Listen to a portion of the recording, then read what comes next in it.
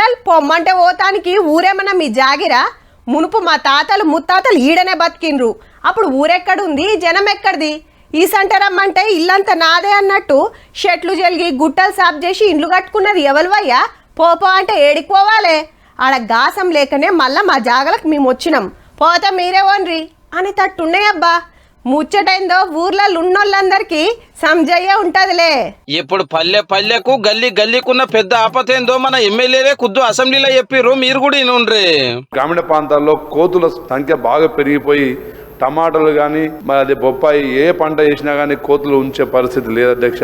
ఆ సర్పంచ్ పక్షాన మేము ఈ అసెంబ్లీలో మాట్లాడినాం. ప్రతి గ్రామంలో కోతులను పట్టడానికి ప్రత్యేక నిధులు ఇవ్వాలని చెప్పి. అవు మరి కోతులతోటి చిన్న పరిశాన్ ఉందా? ఏ ఊళ్ళో చూడు మందలకు మందలు మోపైనాయి. ఇండ్లకు జొర్రవాడు, దుక్నాలు లూటి చేసుడు, పండ్లు పొతం పెట్టుడు, పంటలను ఆగం చేసుడు, ఎల్లగొట్టబోతే మీద పడి కరుసుడు. చేతుల కచ్చే లేకుంటే కథమే.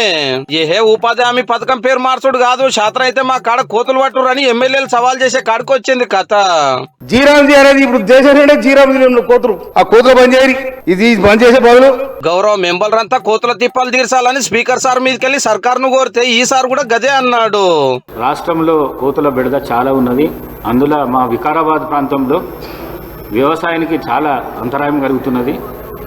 రైతులు చాలా నష్టపోతున్నారు.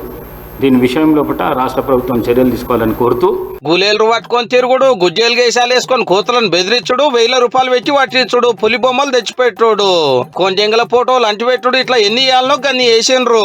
సీదా అసెంబ్లీలో మాట్లాడిరంటే పరిస్థితి ఎట్లున్నదో చూడండి. గౌరవ సభ్యులు చెప్పినటువంటి అంశాలని నోట్ చేసుకోండి.